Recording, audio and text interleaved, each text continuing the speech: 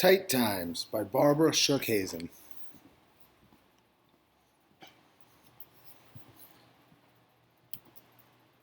This morning, I asked Mom, why can't I have a dog? Not now, she said. Not again. And not to bother her when she's busy. So I asked Daddy, why can't I have a dog? Last year you said I could have one when I was bigger. I'm a lot bigger, see? So why not now? Because of tight times, said Daddy. He said I was too little to understand. I'm not too little, I said. Daddy said he'd give me a shoulder ride and tell me about it at breakfast. He said tight times are when everything keeps going up. I had a balloon that did that once. Daddy said tight times are why we all eat Mr. Bulk instead of cereals in little boxes. I like little boxes better. Daddy said tight times are why we went to the sprinkler last summer instead of the lake. I like the lake better. Daddy said tight times are why we don't have a roast beef on Sunday. Instead, we have soupy things with lima beans. I hate lima beans. If I had a dog, I'd make him eat mine.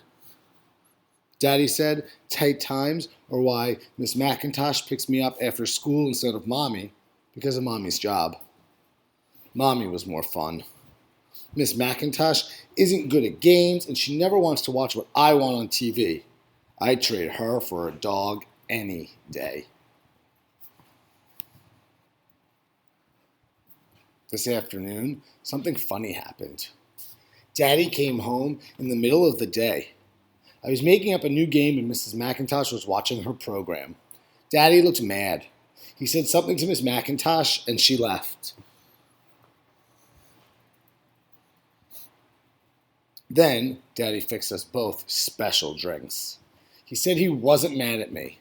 He said he was mad because he'd lost something.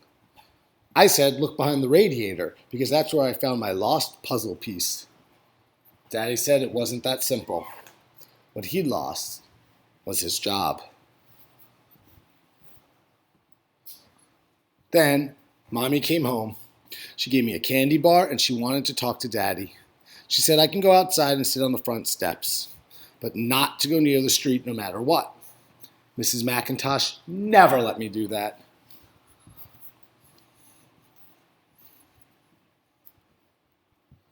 I was just sitting on the steps when I heard something. It sounded like it was coming from the trash can. It sounded like someone crying.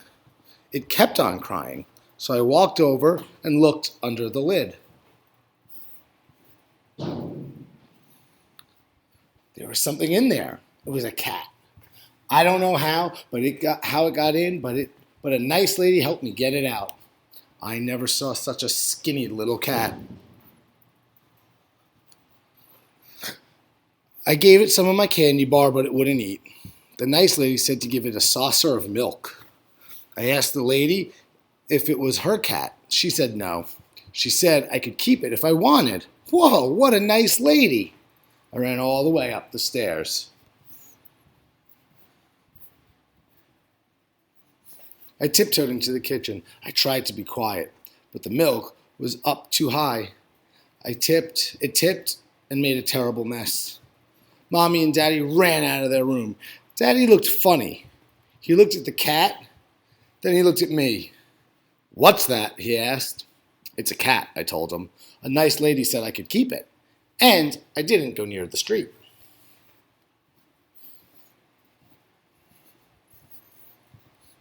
Then something sort of scary happened.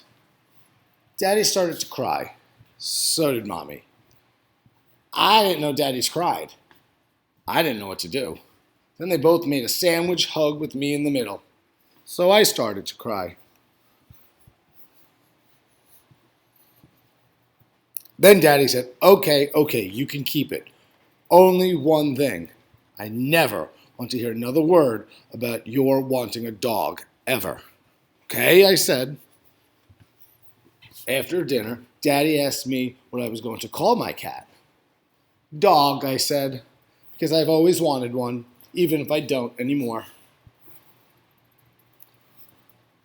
Dog's a great cat. She's good at games, and she likes to tickle me with her chin whiskers. I sure hope Dog likes lima beans.